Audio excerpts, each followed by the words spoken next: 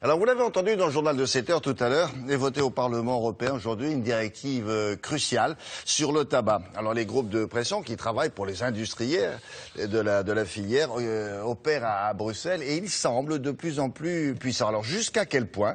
Voilà l'enquête de François Baudonnet sur place. Son métier, traquer l'activité des groupes de pression à Bruxelles. Des lobbies qui encerclent littéralement le siège de la Commission européenne. Ici, vous avez les grandes compagnies françaises de l'eau, Veolia, Suez. Dans ce bâtiment ici, vous avez l'industrie pétrolière, Facebook aussi.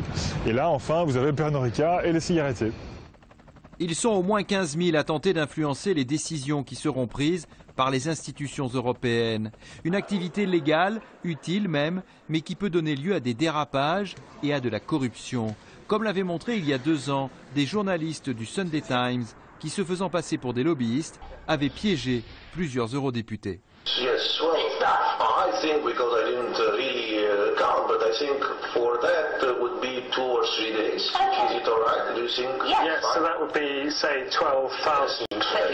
Dans le cas de la directive tabac, la presse a révélé que les industriels ont classé les députés européens en fonction de leur sympathie ou non pour leur cause. J'estime qu'il y a des parlementaires qui sont véritablement sous influence. Mais vous savez, l'industrie du tabac finance les partis politiques et les campagnes électorales dans bon nombre d'États membres de l'Union européenne. Problème, les tentatives pour rendre la profession de lobbyiste plus transparente ont pour l'instant échoué et les groupes de pression à Bruxelles semblent de plus en plus puissants. À suivre, bien sûr, avec François Baudonnet que nous retrouvons dans nos autres éditions.